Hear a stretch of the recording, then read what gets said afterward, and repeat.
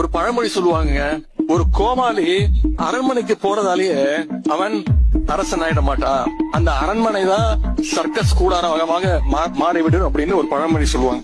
4 வால்ஸுக்குள்ள மட்டும் ரூல்ஸ் பேசி நடிக்கிறேன், அதே ரூல்ஸ் ரோட்ல பேசினா. சரி, கவர்ச்சியில் ஜெயிக்காம நீங்க எதை வச்சு ஜெயிச்சீங்க சொல்லுங்க பாப்போம். கலைஞர் மாதிரி இந்திய எதிர்ப்பு போராட்டத்துல கைது பண்ணி போராட்டம் பண்ணி ஜெயிலுக்கு போயிட்டு வந்தீங்களா? சரி, எங்க தலைவர் மாதிரி மிசா கொடுமையில 1 வருஷம் உள்ள இருந்து வந்தீங்களா?